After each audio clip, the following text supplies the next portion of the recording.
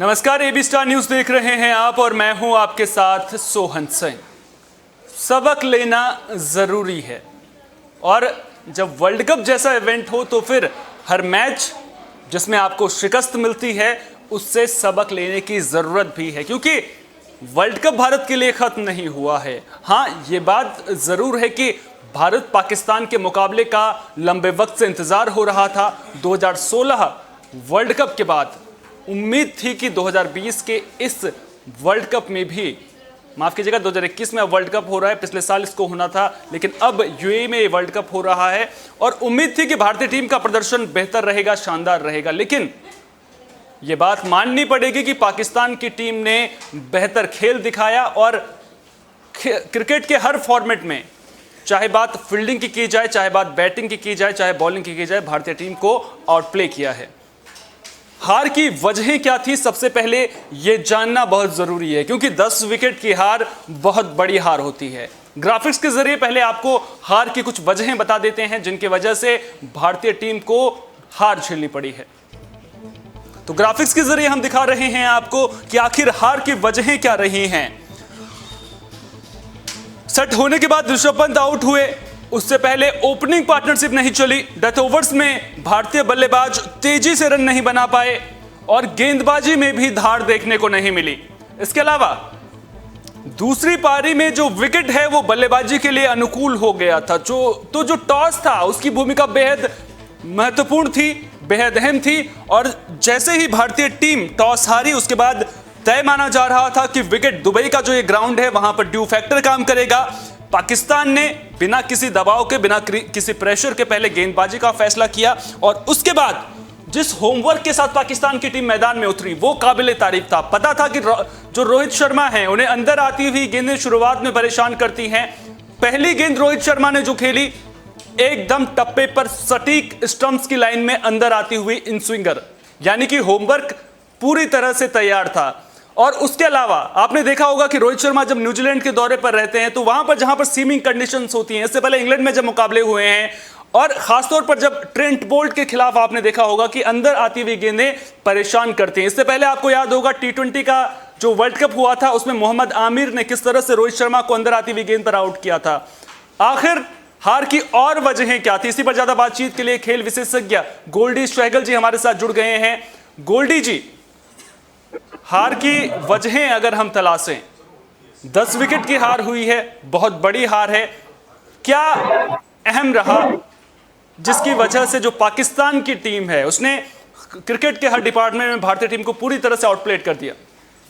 जी सोहन जी, कल का जो मैच रहा, जैसे कि हम पहले कहते कि टॉस बहुत महत्वपूर्ण था, लेकिन टॉस के बावजूद भी कल ऐसा लग नहीं रहा था कि हमारी भारतीय टीम 2 जनों को छोड़कर 11 प्लेयर थे, सिर्फ 9 जने मुझे पूरे मैच में ऐसे लगे बिल्कुल मायूस, निराश कि पता नहीं क्या हो गया। कल अपोजिट, जितना हम 150 करोड़ भारतीयों को जो विश्वास टूटा है हमारा, जो कल पूरे सुबह से लेकर शाम तक लोगों ने प्रार्थनाएं की, हवन किए, मिठाइयाँ, पटाखे, सब जो ओवर कॉन्फिडेंस जो था वो सामने आया। दूसरा ये था कि भाई इससे जो शाहीन अफरीदी हैं, आप उनको पहले अगर रोहित अगर खेलने जा रहे हैं और उनकी कमी, क्योंकि आज की डेट में ये सोशल मीडिया का जमाना है और नेट पर सर्च करके किसी भी कमी को पहचान सकते हैं। आज की डेट में ग्राउंड में ना रह के जो बॉलर हैं, बैट्समैन हैं, नेट पे ही आप सर्च मारकर हाई टेक्नोलॉजी हो गई, आप पहले से सारी कमियां पकड़ लेते हैं, आप सब चीज को पता कर सकते हैं। ये उसी का नतीजा है कि रोहित को उन्होंने शुरू से ही प्रेशर में रखा और ये पहले ओवर में जो नुकसान हुआ और जो केएल राहुल जो बोल्ड हुए, दोनों एक ही बॉल, दोनों तरह एक ही बॉल थी इन बॉलों पे दोनों ही। और ये हमारा ओवर कॉन्फिडेंस था। विराट कोहली और पंत को छोड़कर कल के मैच में मुझे 9 के 9 प्लेयर ऐसे लगे कि वो मैच नहीं खेल लेते, एक जैसे फ्रेंडली मैच। तो कहीं आपको नहीं लगता कि जिस तरह से भारतीय टीम की गेंदबाजी रही, बल्लेबाजी को लेकर के मैं बात करूंगा, आपने देखा होगा कि जिस तरह से हारिस रऊफ डेथ ओवर्स में स्लोअर वंस का इस्तेमाल कर रहे थे, उसके बाद जब भारतीय टीम की गेंदबाजी आई तो भारतीय टीम ने जो एक्सपेरिमेंट करने थे, हालांकि स्कोर कम था, विकेट पर ड्यू भी था, तो जो एक्सपेरिमेंट थे वो कुछ पहले कर लिए, बहुत पहले आपने देखा होगा कि पावर प्ले में स्लोअर वन पर भारतीय गेंदबाज आ चुके थे, तो कहीं जल्दबाजी कर ली। ये भी रहा है। दूसरा ये रहा कि वरुण चक्रवर्ती जो कि पहला ओवर उन्होंने जो डाला, बहुत बेहतरीन ओवर था वो। अगर चेक करेंगे तो उन्होंने पहले ओवर पे अगर रीड करें तो वो सारी बॉलें उन्होंने गुड लेंथ पर डालने के बाद ऑफ स्टंप के गुड लेंथ पे बॉलें डाली, और एक भी ना बाबर आजम ना दूसरा जो बैट्समैन रिजवान नहीं खेल पा रहे, और वो ओवर बहुत बेहतरीन ओवर गया कि हमें लगा कि शायद वरुण चक्रवर्ती आज जो है इसमें 2 या बिल्कुल लग ये रहा था कि मिस्ट्री काम आएगी, लेकिन उसके बाद जिस तरह से उन्होंने हाफ ट्रैकर्स डाले तो वो कहीं ना कहीं मोहम्मद शमी जो बहुत उम्मीदें थी हमें, वो ऐसा नहीं लग रहा था कि मोहम्मद शमी ये बॉल कर रहे हैं, क्योंकि उनकी जो बॉडी लैंग्वेज थी वो बिल्कुल नहीं लग रही थी कि वो भारत के लिए खेल रहे हैं। दूसरा, मैंने कल अपना जो एज ए क्रिकेटर मैं बताऊं कि जो मैंने रेट किया कल 90% टोटल जितनी बॉलें हैं, आप अगर पूरा मैच देखें 90% बॉलें middle to leg stump ball इन्होंने फेंकी हैं, और वो सारे रन ऑन साइड पे रन बने इनके साथ। बिल्कुल सही कह रहे हैं आप। करिए ऑन साइड पे, आपकी फील्ड ऑफ साइड पे लगी हुई है, आप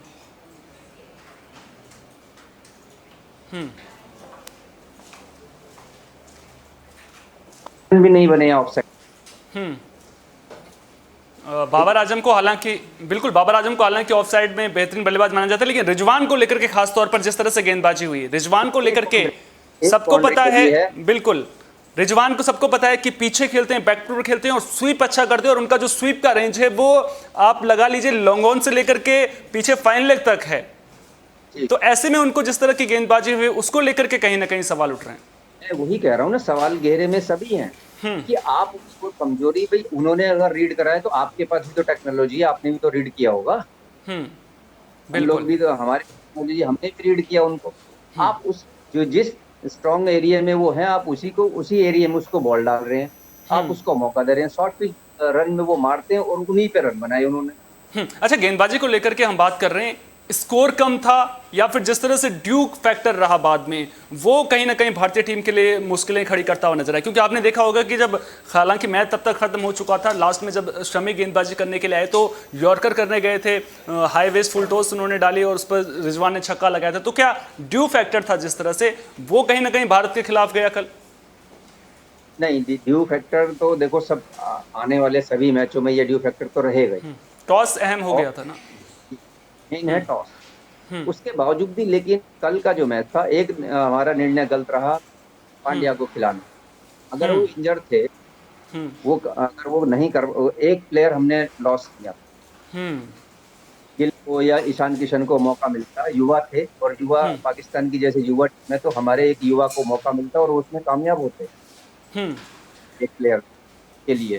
चलो ये भी छोड़ दो, लेकिन हम कल जो मेरी नजर में है, कल ऐसा लग रहा था कि हम इंडियन टीम खेल ही नहीं है, जो वर्ल्ड की बेस्ट टीम, बिल्कुल सिर्फ और विराट कोहली को छोड़कर 9 के 9 प्लेयर ऐसे लग रहे, सुस्त की पता नहीं क्या हो गया कि इतना प्रेशर जो पाकिस्तान को होना चाहिए था, वो प्रेशर हम लोग लेके खेल रहे हैं।